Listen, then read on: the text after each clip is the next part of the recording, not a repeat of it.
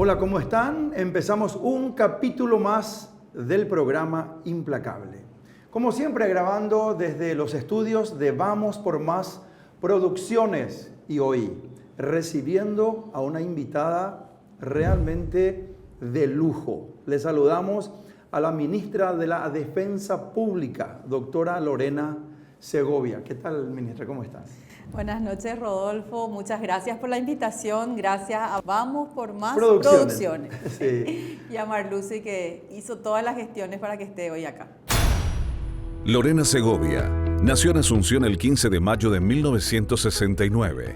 Casada, madre de 3 hijos. Realizó sus estudios primarios y secundarios en el Colegio Santa Teresa de Jesús.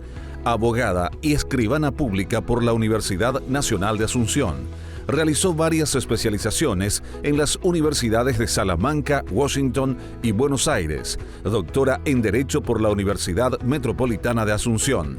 Fue ministra de Justicia y Trabajo y candidata a miembro de la Corte Suprema de Justicia.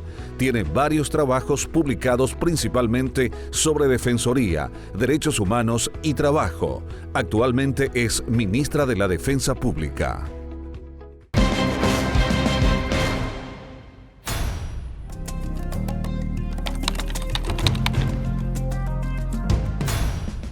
Realmente yo valoro y por sobre todo admiro mucho a las personas que son estudiosas del comportamiento del ser humano. Porque convengamos, quien conoce o quien trata de conocer por lo menos el comportamiento del ser humano, primero conocernos a nosotros mismos y posteriormente a nuestros semejantes, tiene un mejor relacionamiento. Un poquito de psicología hay que manejar siempre para cualquier actividad en la cual uno se desenvuelve. Y veo que hay 2 patas muy importantes de tu persona, como líder, como lideresa que sos, al frente de la defensa pública. Uno es la capacitación de tu gente, realmente muy importante, no solamente la capacitación en lo que atañe a la parte jurídica, que es algo práctico que obviamente siempre está en el día a día, en el trabajo, por supuesto, sino que también en el espíritu, en el positivismo, en el liderazgo. Eso realmente, te digo porque te sigo siempre en las redes y veo la cantidad de actividades permanentes que están organizando en el Ministerio de la Defensa Pública. Y la otra pata, ¿cuál es? Es el estudio permanente y cómo te vas interiorizando de la realidad social. ¿A qué quiero llegar? Cuando vos decidiste postularte como una de las opciones para que posteriormente seas electa después de la terna y todo lo que sucede políticamente también, tenemos que decir, para que hayas sido electa ministra de la Defensa Pública, tu función es una. ¿Cuál es tu función? Otorgarle a cualquier persona que tenga una reprochabilidad judicial el derecho a la legítima defensa en el caso específico que no pueda contratar a un abogado o una abogada. El Estado le asiste mediante el Ministerio de la Defensa Pública un profesional que pueda ejercer su defensa. Pero no solamente haces eso. Cuando hablo de la segunda pata estás permanentemente indagando, viendo lo que se llama la realidad social para que en un caso específico o en varios casos se pueda prevenir. ¿Desde dónde? Desde la niñez, y de ahí en adelante se pueda instaurar una riqueza diferente de educación para que sean menos los delitos y los crímenes. ¿Es así, ministra? Sí, la defensa pública me dio la oportunidad de poder incidir y colaborar en un servicio público que afecta a los sectores más vulnerables. Vos señalaste niñez, yo le puedo sumar personas mayores, mujeres víctimas de violencia, indígenas, privadas de libertad, indígenas, personas migrantes y trabajadores, trabajadoras. Realmente, cuando hacemos referencia a todo lo que estamos haciendo en la defensa pública, las personas se sorprenden porque tenían la antigua percepción o el conocimiento de que era solamente en el ámbito penal. Sin embargo, la defensa pública paraguaya sigue el modelo de otras defensorías de la región, como por ejemplo la Argentina, donde hacemos una atención integral en todos los temas que los abogados y abogadas llamamos fueros. Entonces, cuando nos sentamos a hablar sobre un tema, inmediatamente surge que la defensa pública también está colaborando con otro, porque evidentemente las vulnerabilidades, las personas en situación de vulnerabilidad son muchas y alguien tiene que velar por su posibilidad de acceso a la justicia. Y bueno, entonces te encontrás que la defensa pública está en el tema de niñez, está en salud mental, está en todo lo que sea personas mayores, en discapacidad. O sea, es tan amplio el marco de referencia de nuestras acciones que creo que en este tiempo sorprende que estemos en todos los lugares. Claro. Ministra, hace poco estuviste en el Parlamento defendiendo el presupuesto, ¿verdad? Y hablabas, y a ver, ayudamos un poquito con los números. Voy a decir lo que tengo en mente. Año 2019, estábamos hablando aproximadamente de ¿cuántos casos? Teníamos 80.000 aproximadamente personas beneficiadas. Sí, atiendan bien, 2020 fue la pandemia, ¿verdad? 2022, vamos a saltear un año, ¿verdad? Estamos hablando de 300.000 casos aproximadamente. Imagínense, de ir a 60.000, 2019, a 300.000, un poco más, un poco menos, pero estamos haciendo números redondos, ¿verdad? En el año 2022, con la misma cantidad de funcionarios. ¿Crecieron muchos los casos o abarcaron mucho más? Creo que nos organizamos mejor, o sea, es así mismo como vos decís. Realmente son personas beneficiadas que nosotros queremos visualizar porque muchas veces se queda como en el frío papel, el juicio, el expediente. Y lo que siempre queremos señalar desde la defensa pública es que se trata de personas. Fueron 322.000 personas en el año 2022. Entonces, en primer lugar, una mejor organización, utilizando la tecnología, utilizando todo un procedimiento de toma de datos. Pudimos tener una herramienta que nos permite tener modelos descritos, jurisprudencia, legislación, una herramienta que la denominamos SAT, a partir del cual se utiliza esta herramienta en todos los fueros. Y eso pues fue posible gracias a la cooperación de USAID y el Instituto de Desarrollo. Pero lo que te quiero contar con esto es que mejor organización, utilización de la tecnología para la toma de datos, el hecho de distribuir mejor a defensores y defensoras, porque hasta el 2019 había muchos defensores que estaban en Asunción y el área metropolitana, sin embargo pertenecían a otros lugares. Entonces se tomó la decisión en su momento de que cada uno fuera al lugar donde había sido designado. Eso también hizo que el servicio fuera organizado de forma distinta. Y también, hay que decirlo, el compromiso humano de hacer el distingo, porque nos dimos cuenta de que pocas personas conocían a la defensa pública y nos confundían con otras instituciones. Entonces, ¿cómo es una forma de salir adelante, de poner sobre el tapete a una institución? A través de la prestación del servicio. Entonces, ese fue el compromiso institucional que va mucho más allá de mi decisión, porque yo puedo decir como máxima autoridad responsable, esto vamos a hacer, pero si no hay un convencimiento de la gente que trabaja, eso no se baja, o sea, no ocurre en la realidad. Pienso que durante estos años sí se ha notado ese compromiso.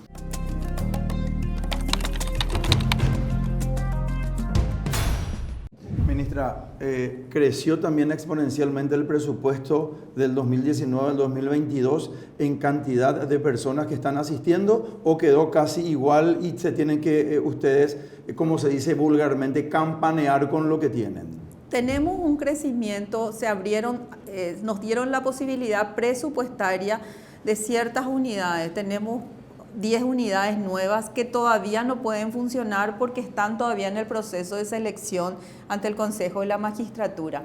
Y en este presupuesto solicitamos 10 unidades más porque focalizamos el tema de violencia contra las mujeres, que es un tema que impacta a nuestro país, impacta a la ciudadanía, y también un tema regional e internacional, pero en el cual la defensa pública tiene una innovación que no existe en otros lugares, que es que nosotros tenemos defensores y defensoras especializados en violencia contra la mujer y de atención exclusiva. Quiere decir que esta unidad de defensoría se dedica en forma exclusiva a mujeres víctimas de violencia. Entonces, ya lo solicitamos en el presupuesto anterior, se nos concedió y está en proceso de concurso para la designación de nuevos defensores, y ahora volvemos a pedir, porque en este momento tenemos 19 defensores y defensoras. Eso queremos llevar a duplicar paulatinamente, y estos nuevos designados haría que aumentemos por lo menos a 25 esos abogados y abogadas especializados. ¿Dónde termina el seguimiento que le hace? Viene una mujer víctima de violencia, hace una denuncia en el Ministerio Público con el aval de la Defensoría Pública. ¿Y hasta dónde va el acompañamiento? El juez dicta una resolución de distanciamiento. Ya no le atañe a ustedes eso, ¿verdad? No, realmente la mujer víctima de violencia tiene dos sistemas de protección. Puede recurrir a nosotros, al Ministerio de la Mujer, al Juzgado de Paz, a la Policía Nacional, y hay dos vías judiciales. Por un lado, lo penal para la sanción del agresor, y por el otro lado, el Juzgado de Paz, que dicta alguna medida que lo que busca es que la violencia pare, una medida de protección a la mujer. Exacto. Que puede ser la exclusión del agresor de la casa, o bien que la mujer pueda retirarse del lugar, y para lo cual el Estado tiene que proporcionarle también la seguridad del lugar donde pueda asistir.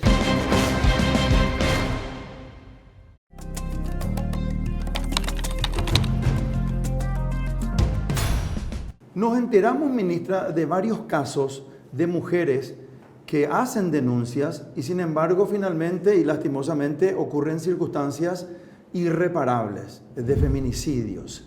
¿Qué ocurrió en ese caso específico? No se hizo un seguimiento, o sea, insisto, ya no es deber de la Defensoría, en ese caso, que haya recurrido a la Defensoría para un apoyo y un acompañamiento jurídico. Se hizo la denuncia y posteriormente ya son las autoridades de las fuerzas públicas, supongo, ¿verdad? Ninguna de las personas, ninguna de las mujeres que fueron víctimas en este tiempo eran asistidas por la defensa pública. Y eso quiero aclarar, de que la asistencia a la defensa pública a las mujeres víctimas es absolutamente opcional.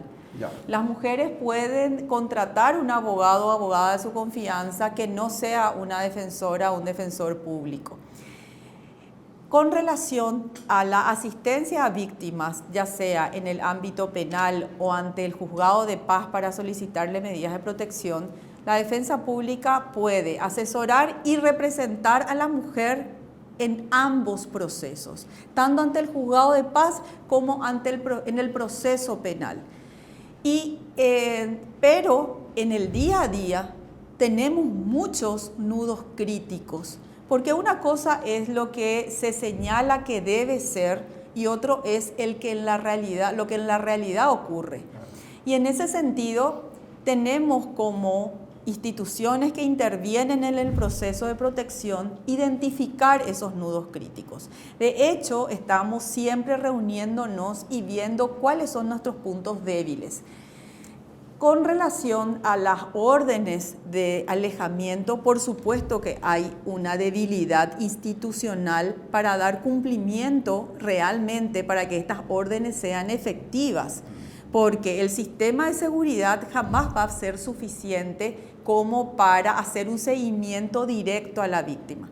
Pero te quiero señalar que en la ley de emergencia de Femicontra, en situación este tema del feminicidio, también se estableció una disposición legal que dice que las mujeres pueden tener una geolocalización en sus teléfonos celulares, acceder a números de auxilio que estén ya predeterminados en el celular, la grabación de todo lo que ocurre, una grabación de ambiente que se puede hacer desde el celular. O sea, se están previendo herramientas tecnológicas que aseguren que la mujer esté fuera del foco de la violencia. Pero cuando hablamos de la referencia de ubicación, es donde está ella. ¿Dónde está ella? Porque se debería saber dónde está él también. Claro, y ese es el tema que está ahora sobre el tapete, la posibilidad de utilizar los dispositivos electrónicos para personas que son agresoras y que están dentro de procesos judiciales. Entonces, hacer un seguimiento del agresor para prevenir una consecuencia fatal o una grave agresión. Esas son medidas cuando el hecho ya ocurrió, pero también como sociedad tenemos que entender que hablar de las causas de la violencia implica tomar como base de partida que aquí hay una cuestión cultural que debe ser modificada.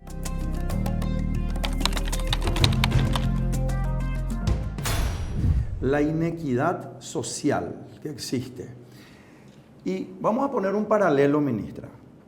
Una persona que nació, cumplió 4 o 5 años, se fue a una guardería, le llevaba al papá, le llevaba a la mamá, hizo la primaria, la secundaria, entró a la universidad, jugaba fútbol en un club, en un buen club, tenía un equipo de amigos, de amigas.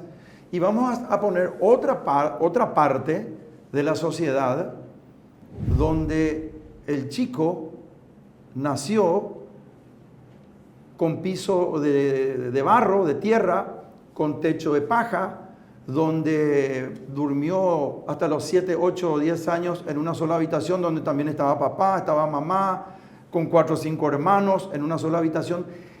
Y posteriormente, a los 14, 15 años, es un motochorro. ¿Cómo se le mide con la misma vara de la justicia a ambas personas? Por supuesto, todos somos iguales ante la ley, eso dice la Constitución Nacional, pero digo, no existe la misma equidad con una persona y otra en lo referente a educación y oportunidades. Claro. ¿Cómo se cambia esa circunstancia? Bueno, en primer lugar, que si estamos hablando de violencia exclusivamente, señalar que la violencia no respeta clases sociales. Y es muy importante entender eso, porque antes o en un tiempo algunas personas consideran de que esto es solamente de un determinado nivel social o de un poder adquisitivo, personas que tienen un determinado poder adquisitivo. Realmente no es así. La causa de la violencia es esa asimetría de poder, esa desigualdad en la cual nos crían y hasta ahora se sigue criando, en la cual la mujer está en una situación de subordinación, no tiene voz, no tiene forma de plantar una posición diferente al varón y cuando lo hace provoca una reacción violenta. Entonces, ¿dónde tenemos que mirar para cambiar las cosas al mediano y largo plazo? En la formación, en la educación, en criarnos y vernos como iguales y también saber tratarnos, porque el maltrato, esa agresividad con la cual nos desenvolvemos socialmente también incide posteriormente. Ahora, en otras cuestiones, por supuesto que el lugar donde nacemos y todo ese marco que implica nacer en pobreza, la falta de acceso a la educación, la situación de extrema pobreza o el desarraigo familiar, por supuesto que incide en la persona y se tiene que considerar. Te cuento que en países de la región ya se está hablando de una justicia con enfoque de vulnerabilidades, hablando de eso que hacías referencia a que al momento de dictar sentencia se tenga en cuenta el contexto de vulnerabilidad de la persona. Claro, claro. Entonces, lo que sí en este momento en Paraguay estamos llevando adelante y lo repetimos en el ámbito jurídico es una justicia con un enfoque de género. Y cuando hablamos de enfoque de género, realmente estamos hablando de un sistema de análisis.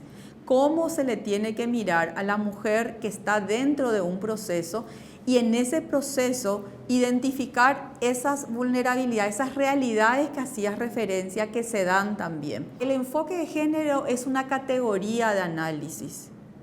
Lo que quiere decirse con esto es de que no se puede analizar un hecho sin considerar todo el contexto. Y también algo muy importante que hace al sistema de justicia y que lo hemos repetido varias veces, de que los operadores del sistema, fiscalía, defensoría, juzgado, somos personas nacidas y criadas dentro de este mismo ámbito cultural. Por ende, también tenemos los mismos estereotipos, los mismos sesgos que tienen otras personas. ¿Qué es lo que tenemos que hacer los operadores del sistema? Identificar cuáles son cómo nosotros le miramos, cómo estamos estereotipados. Ejemplo, una mujer denuncia un hecho de violencia y el juez o la jueza, porque esto no es solamente de hombres, sino también de mujeres, tiene el razonamiento, no, pero ella merecíalo porque cómo se va a ir vestida de la forma en la cual se iba. Eso es algo cultural. Y de ahí viene todo, porque se concibe que el libre desenvolvimiento de la personalidad de la mujer, porque usa un short o que porque usa un escote, pareciera que autoriza o se concibe que es una autorización implícita para ser agredida.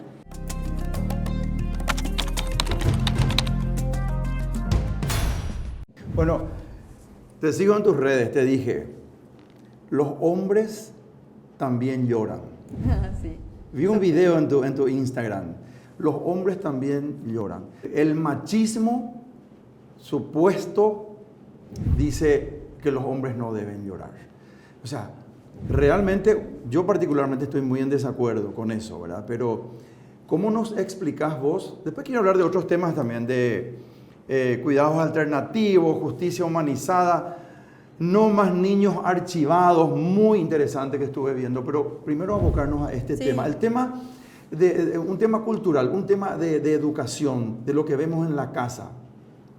Recordemos que si nos retrotraemos, antes las mujeres no podían votar, por ejemplo. Claro, votamos desde el 61. Desde el 61 pueden votar las mujeres, o sea, no tenían ni siquiera la posibilidad de elección, ¿verdad? Entonces, se fue cambiando, se fue transformando, pero falta mucho todavía, ministra. Claro, falta mucho porque, en primer lugar, para cambiar tenés que tener un diagnóstico de la situación. Y lo que pasa todavía en Paraguay es como el rechazo o como que nos negamos a ver una realidad como causa de la violencia. Consideramos o se considera socialmente de que en muchos casos es una cuestión de salud mental, pero no es así.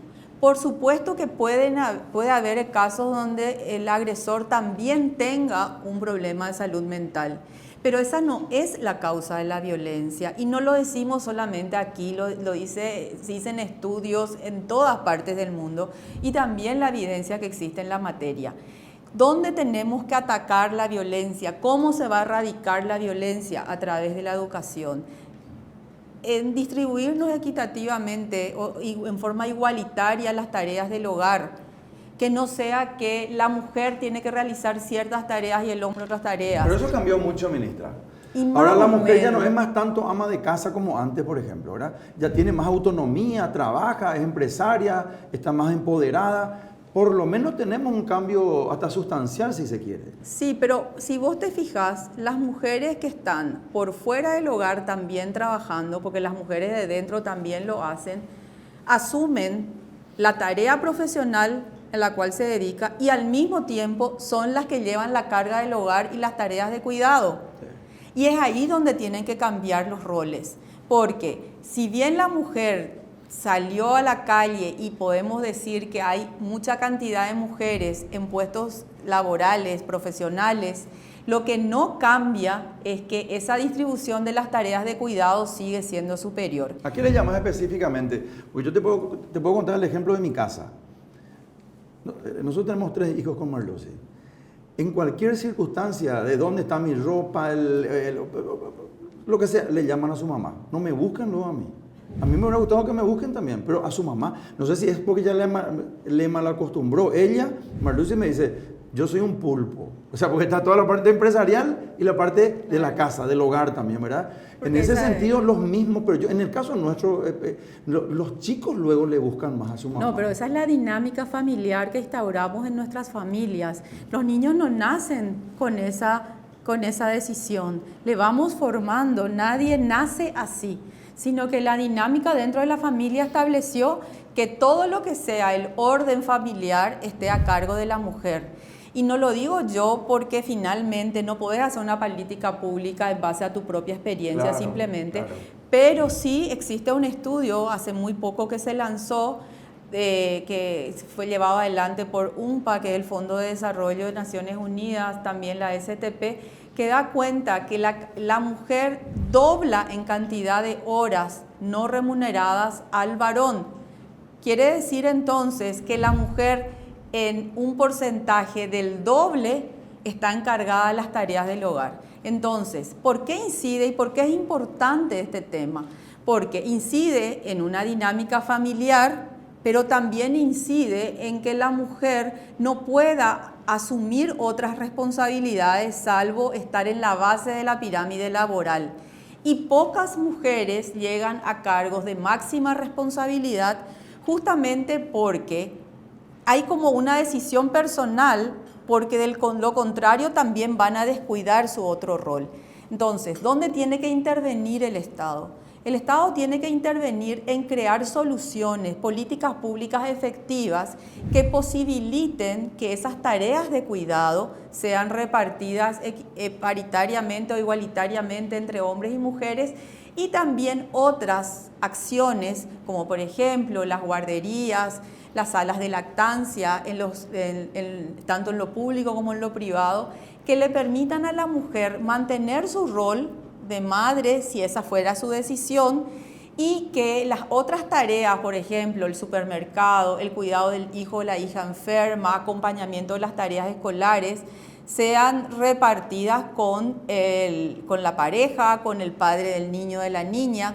Esas son las cosas que tenemos que cambiar si queremos realmente ser iguales en la realidad y no solamente en la Constitución y en las leyes.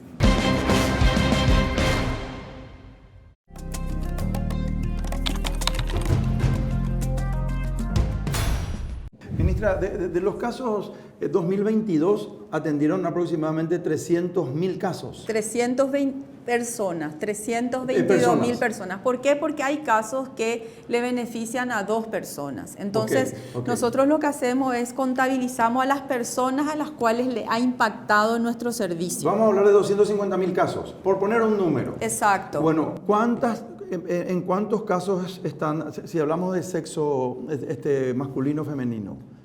¿Tienen ustedes una tabla más o menos de medición para hacer en cuántos casos fueron defendidos mujeres y hombres? Sí, tenemos y lo hacemos por fuero, pero realmente tenemos mayor cantidad de mujeres asistidas y representadas. ¿En qué porcentaje, ministra? En un porcentaje de 52% bueno, pero mujeres. Sí, pero eso se alarga o se amplía dependiendo del fuero. Por ejemplo, si estamos hablando de asistencia alimenticia, quienes solicitan nuestros servicios son más mujeres que hombres, en un 95-98%, porque el tema y la realidad de Paraguay es que cuando le demandan a alguien por asistencia alimenticia, se le demanda a los hombres, y son mujeres, son las madres las que demandan. Entonces, esa realidad también te da un dato, es una evidencia de esta situación de desigualdad que existe entre hombres y mujeres. El hombre se fue y la mujer se quedó con los hijos. Y esa misma situación vemos en las cárceles. Cuando el hombre está privado de libertad, la mujer se va a visitarle, le lleva a los hijos, mantiene el vínculo. Sin embargo, cuando la mujer está privada de libertad, prácticamente pierde todos los vínculos con su familia, porque muy pocos hombres mantienen el vínculo familiar con la mujer privada de libertad. Entonces, vemos muchas evidencias, mucha prueba o demostración de que realmente en Paraguay todavía existe la desigualdad. ¿Y a qué tenemos que apuntar? A tomar acciones que algunos dicen que es una discriminación positiva. Realmente no es una discriminación, porque discriminación es privarte de un derecho. Lo que hace con estas acciones positivas, medidas de acción positivas que realiza el Estado, es reconocer que existe una barrera y mueve de manera tal a derribar esa barrera.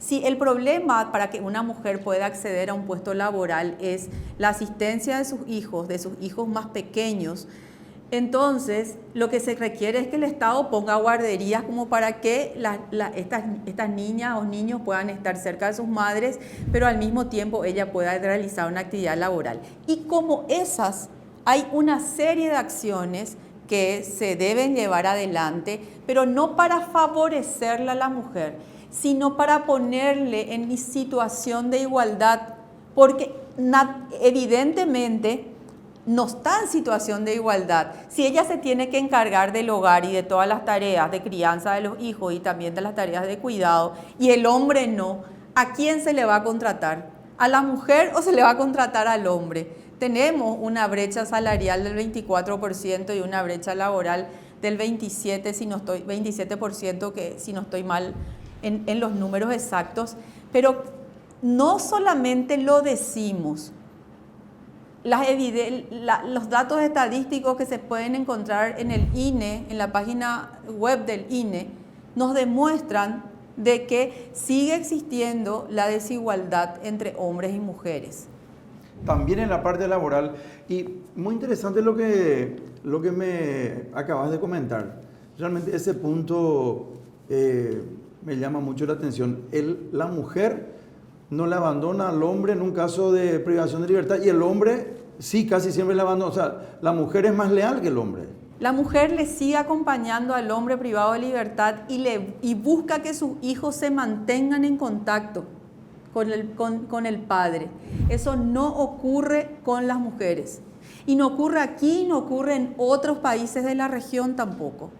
Esa es una realidad que es de conocimiento público, y que si bien no existen así informes o datos sobre la cantidad de visitas que recibe una mujer, que deberíamos hacer, pero somos un país un tanto renuente todavía a tener datos desagregados.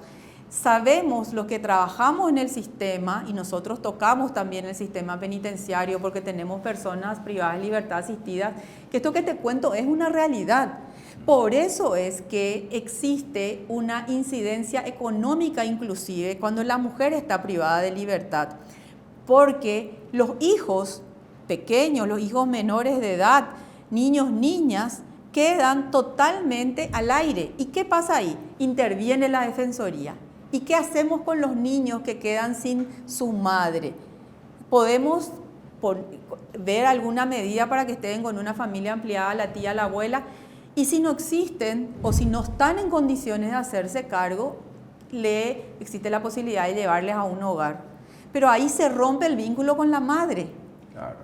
Y después tenemos casos donde hay niños en penitenciaría con sus madres, porque son niños de corta edad, primera infancia. Pero entonces, solamente estamos hablando de algunos escenarios que demuestran claramente que hay desigualdad. Y estoy buscando aquí un dato que me parece demasiado interesante y que pocas veces se sabe. Yo me pregunté si las mujeres estamos menos preparadas académicamente para ocupar cargos de máxima responsabilidad, y atendé lo que encontré solamente con los datos de la Universidad Nacional de Asunción.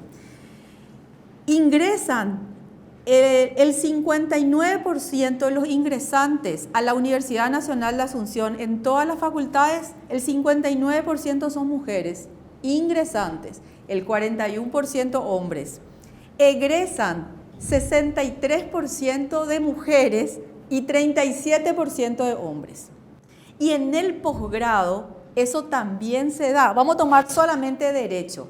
202 mujeres hicieron cursos de posgrado, especialización, diplomado, maestría y doctorado en derecho, 202, y hombres 192. En medicina, 554 mujeres, 372 hombres. Esta es solamente una muestra que se repite en todas las facultades de que las mujeres se preparan académicamente más que los hombres hoy. Pues somos un desastre entonces nosotros. No somos leales, le abandonamos y es que en circunstancias límite somos más burros. No, se prepara. No, pero ¿qué pasa? Yo te quiero decir algo. No, ministra Lorena, yo te quiero decir, yo soy un gran enamorado de las mujeres, realmente, ¿verdad? Y yo soy en ese sentido...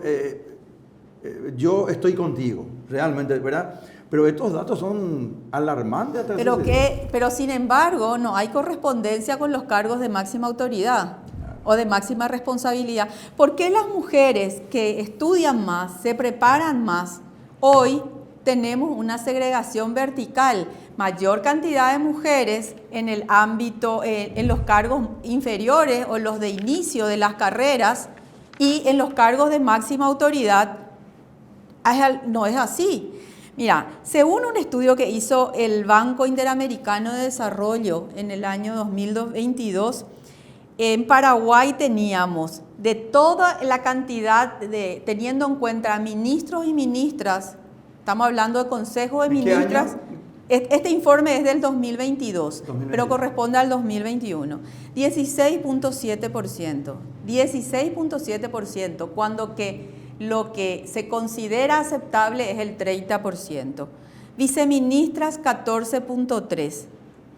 Directoras, 46.1%. Quiere decir que la mujer en los cargos de responsabilidad puede llegar hasta los cargos hay muchas mujeres en cargos de directoras o de subsecretarias que se equiparan a secretarias generales, por ejemplo, o directoras de finanzas, o en ese ámbito, pero al cargo de viceministerio y al cargo de ministro, ahí se empieza a achicar esto y no llega al 20%. Entonces, ¿por qué? ¿Quiere decir que a la mujer no le interesa? ¿Por qué? No podemos decir eso, porque ¿para qué se va a preparar tanto si no va a poder, si no es para acceder a estos cargos? Estos son cargos nombrados. No. Claro, de designación o de confianza. De designación o confianza, o sea, no son electivos. No son cargos electivos. Ya, no son cargos electivos. No son cargos electivos. Por supuesto que esto parte también de una decisión política, al momento de que hablábamos de designación, pero la voluntad política de una máxima autoridad, un presidente que designe, no es suficiente para cambiar esta realidad, porque además de eso tenés que resolver el otro problema que es muy grave, que es la cantidad de horas no remuneradas que la mujer está teniendo que hacer en sus hogares. Y por supuesto que sabemos que aquellos cargos de máxima autoridad implican una dación de tiempo, una entrega profesional mayor, porque es mayor la responsabilidad. Entonces, por supuesto que una mujer en un cargo de alta responsabilidad, si tiene una pareja y tiene una familia a la cual también cuidar y con la cual compartir, necesita el acompañamiento del hombre que está con ella. O si no hay una pareja, que pueda distribuir esas tareas de manera tal de que el cargo al cual va a asumir, el cargo que asume, no incida directamente en que su familia pierda totalmente las posibilidades de bienestar. Entonces, yo creo que las mujeres, para llegar a cargos de máxima responsabilidad, pagan un precio muy alto. Y esa situación no es admisible. Nosotros debemos aspirar a que realmente estos cargos, donde haya una selección objetiva, favorezca el hecho de que ingrese la persona más capaz, porque hay también una muletilla que dice por allí, no importa si es hombre o mujer, pero que sea la más capaz, la persona más capaz. Pero ¿qué pasa si yo te digo que las personas más preparadas de este país, en la Universidad Nacional, las que más hacen posgrado son mujeres? Y como si se prepararon tanto, ¿por qué no están en los cargos de máxima responsabilidad? Te pongo un ejemplo. 9 ministros de Corte, una mujer. Claro. La doctora Carolina Llanes, la única. La única mujer. De 9 ministros. Sí, tenía de 3 mujeres, pasamos a una mujer. Pasamos, claro. Exacto. Y también... No, digo, pues justo o sea, estás hablando claro, de la Facultad de Derecho, de la preparación en los posgrados, etcétera, y tenemos solamente una y ministra. en el Consejo de la Magistratura no hay ninguna mujer. Si estamos hablando solamente del sistema de justicia. Quiere decir que no hay mujeres capaces, no hay mujeres preparadas. No, lo que pasa es de que no nos llama tampoco la atención todavía, salvo algunas. Hay varias mujeres que sí nos llama la atención un grupo colegiado todo de hombres. Pero a la sociedad todavía no le llama la atención, como sí le llamaría la atención que ese cuerpo colegiado sea todo de mujeres. Claro.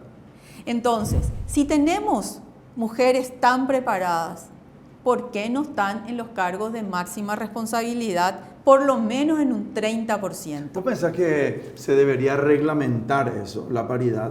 Y que, Sí. y que exista ya como una circunstancia reglamentaria, que por ejemplo tienen que haber 50 y 50 ministros de Corte, o en estos cargos que estuvimos Sí. hablando. Yo creo que si no existen medidas como esas, que son transitorias, yo no digo que esas medidas que se establezcan por ley, que tengan un carácter obligatorio, deban ser permanentes, pero sí necesariamente tienen que durar el tiempo suficiente para que realmente exista una posibilidad real.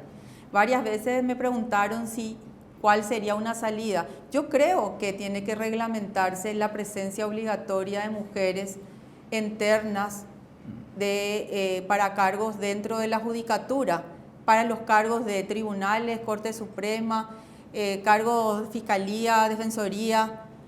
¿Por qué? Porque de lo contrario vamos a seguir manteniéndonos en esta segregación vertical, que no es beneficiosa, porque existe también un elemento que como mujer te puedo decir, y lo he conversado con varias de ellas, es la frustración.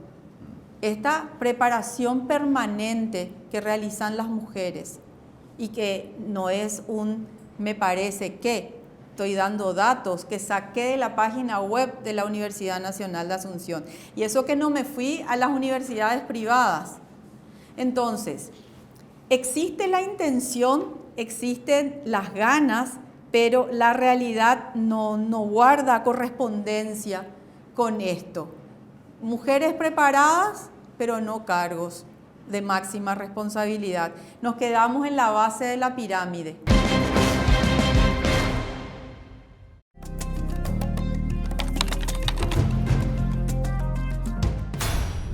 Designaciones, ministra, de cargos de confianza. De designación. Sí.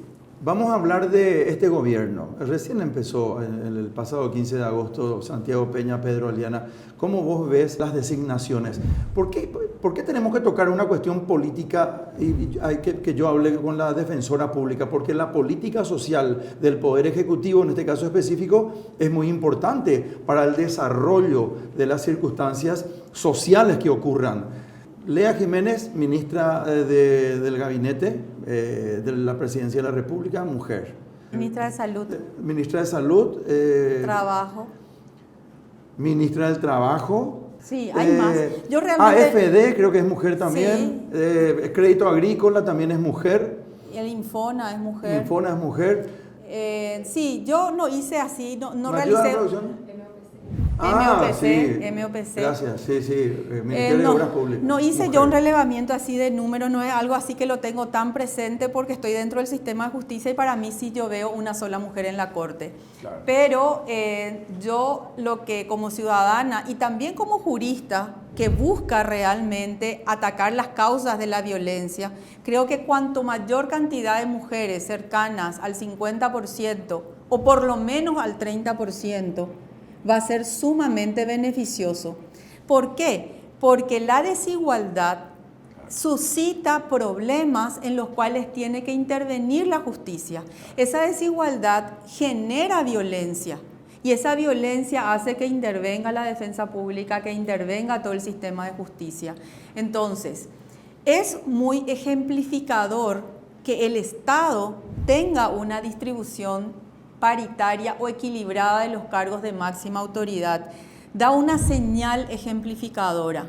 Pero además existe evidencia empírica de que mujeres, mayor cantidad de mujeres dentro de la administración pública beneficia porque primero hace ver temas que los hombres no ven como prioritarios. Hay una mayor inversión en salud, en educación, en medio ambiente, mejora el PIB. Este estudio del PIB que te había hecho referencia hacía una proyección que para el 2025 podría haber un aumento del 34% del PIB en América Latina si hubiera más mujeres en cargos de máxima responsabilidad. Y daba muchas razones para ello. O sea que no es simplemente porque la Constitución dice hablar de la igualdad, sino que el beneficio económico para el país también va a existir. Y también tenemos, si la mitad de tu población es mujer, ¿no te parece que la lógica te dice que también los cargos de máxima responsabilidad debería haber más mujeres representadas? Porque la democracia no es solamente al momento del voto. También se mantiene la democracia durante el día a día.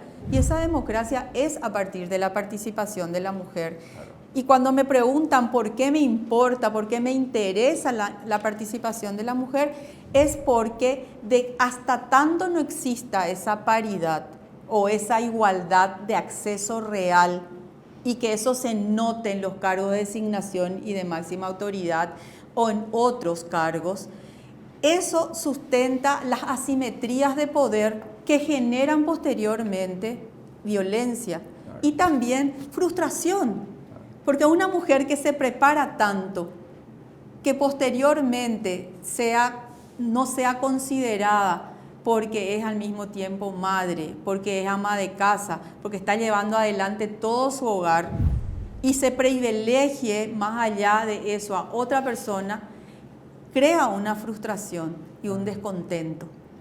Lo que sí también tenemos que decir respecto, ya que le nombramos a Santiago Peña, a este gobierno que empezó recién, Santiago Peña sí le da un fuerte protagonismo al despacho de la primera dama a través de su señora esposa, ¿verdad? De la señora sí. Leticia Ocampos. Una señal que me pareció interesante fue esa decisión que tomó de que podrían, las personas del gobierno que quisieran tener una fotografía suya, le daba la opción de tener una fotografía ¿de él solo o con su señora esposa? Sí, con su esposa, como diciendo, ella también me está acompañando. Claro. Esas señales que parecerían nimiedades realmente son positivas para la visibilidad, la visibilización de la mujer, del trabajo que está realizando la mujer.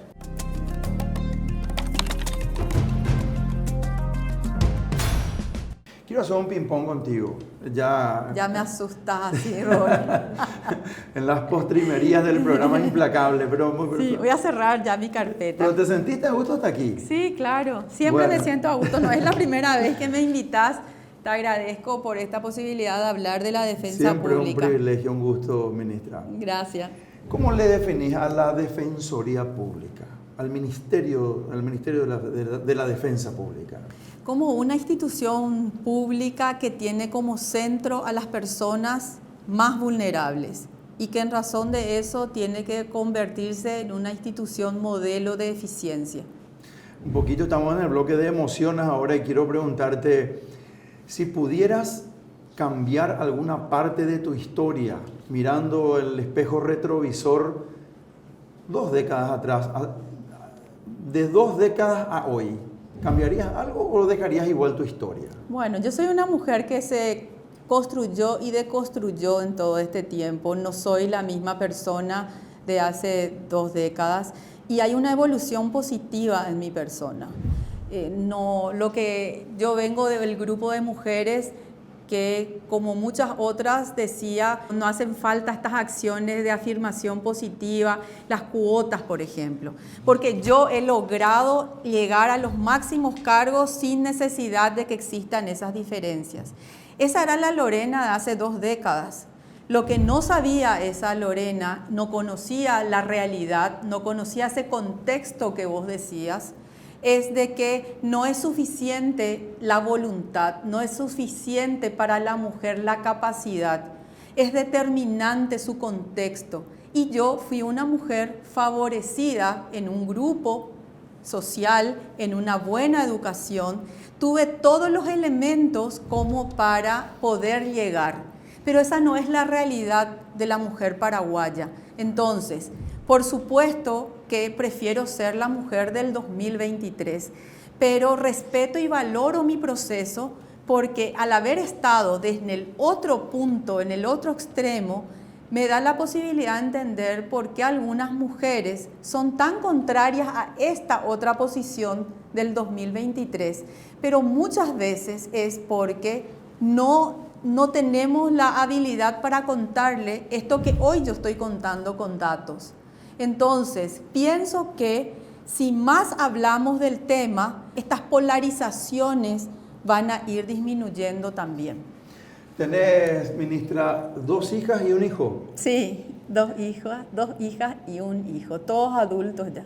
Si le pudieras dar un consejo, solamente un consejo para los 3, un consejo determinante, prioritario y de excelencia, ¿qué consejo le darías a tus 3 hijos? Ahí pues habla de la Lorena que evolucionó, ¿verdad? Yo antes te diría pasión en todo lo que haces. Ahora le sumo pasión y humanidad. Apasionarnos por nuestros proyectos, apasionarnos por lo que queremos lograr, teniendo como centro y siempre manteniendo la humanidad, reconociéndonos como vulnerables también y siendo empáticos y buscando que nuestro paso por este mundo incida en algo en la vida de otras personas. Creo que esa también es parte de mi evolución como persona.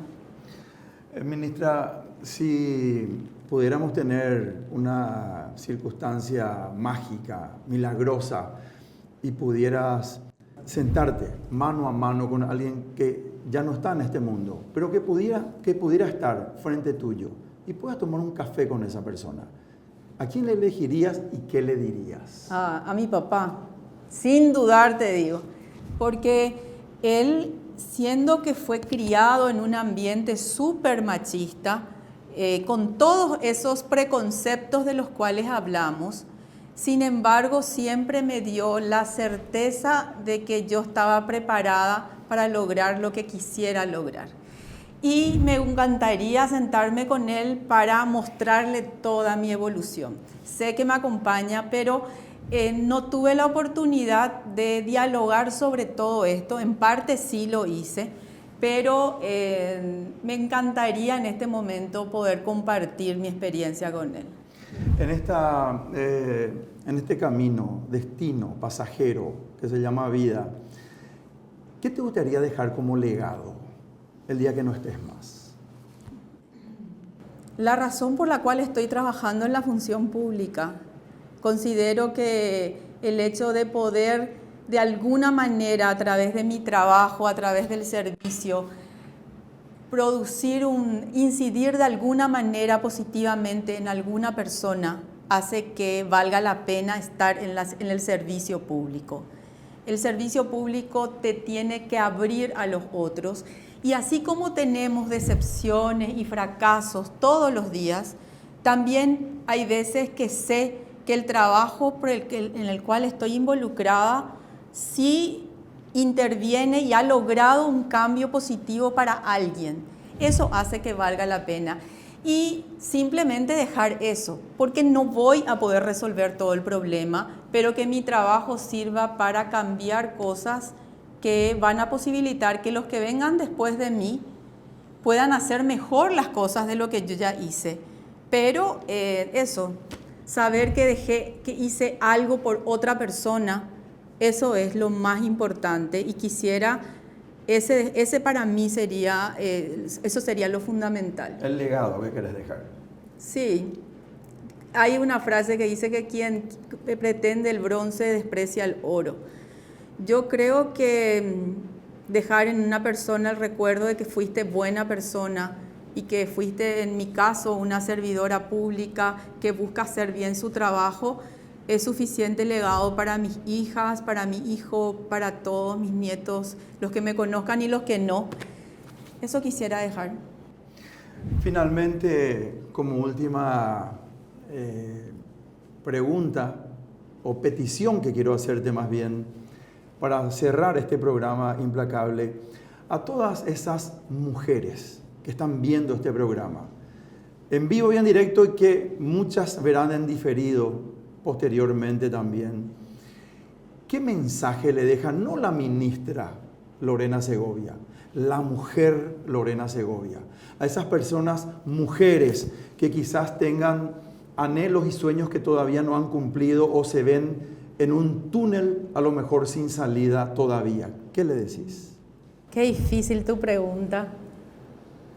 Yo creo que el hecho de saber que no están solas, que además de todas, de sus amigas, de su familia, también existen otras mujeres que, teniendo la posibilidad de prestar un servicio, están cerca. Creo que saber que otras mujeres te acompañan es muy importante y es una práctica que estamos tratando de llevar adelante también con otras mujeres. Algunas le llamamos sororidad, pero más allá de esa terminología es saber que no están solas y que también lo que viven ahora es producto de lo que otras mujeres hicieron. Entonces es darnos la mano para poder caminar juntas. Gracias, ministra. Gracias a vos, Rodolfo. Realmente un gusto estar. No pensé que esta entrevista iba a desarrollarse de esta manera. Me sorprendiste nuevamente, pero fue muy grato para mí poder compartir contigo esta noche. Igualmente, muchísimas gracias. Gracias.